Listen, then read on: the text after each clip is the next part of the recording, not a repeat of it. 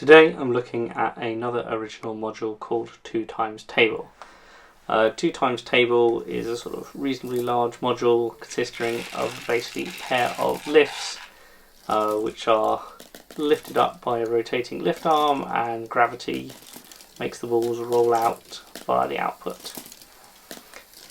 Lift arms are lifted twice on each rotation, so there's always one lift arm being lifted, so there's always balls moving.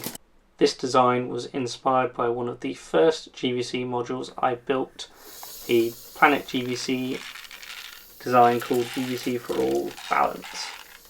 As you can see, this is a simplified version of the design I built, which only lifts the lift arm once each rotation. Key issues with this module was that the inbox was too small and the output was too low to comply with the GBC standard. It's also quite slow and won't meet the 1 ball per second target. So the inbox in my design is much bigger. It also has a passive splitter in the inbox to divide the balls into 2 channels. The inbox is the correct height and sufficiently large to meet the GBC standard. As balls come in, we can see they bounce off the passive splitter, dividing them into 2 channels. And then as the lift arms are lifted and dropped, they naturally agitate the inbox to get the next balls into the input channel, pick up the next balls and allow them to roll through to the output. As you can see, sometimes they will pick up 1, sometimes 2, and sometimes even more. The lifts in my design are enlarged versions of that from the Planet GBC original. There are a couple of modifications, notably a tile and rubber grommet on the bottom. This helps to provide a smoother lift with less recoil.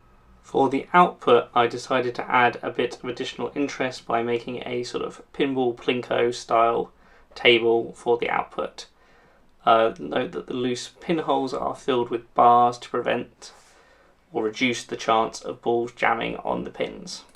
As the balls reach the output table, they bounce around before exiting, occasionally briefly sticking, but usually a subsequent ball will dislodge them, or given sufficient ball flow, they'll eventually dislodge. Because the lifts design acts also as the gate for the lifts, they can very occasionally jam if a ball arrives at just the wrong moment, as you can see in this example here. More recent versions of the module have changed the lift arm size slightly to reduce the likelihood of this. As already noted, sometimes the output can start to jam as balls kind of pile up. Generally in a real loop where there's sufficient flow of balls, there's usually new balls coming through that will happily dislodge them. Occasionally a bit of manual intervention with a ball picker or a finger might be needed, but most of the time the jams will naturally clear on their own as more balls flow through.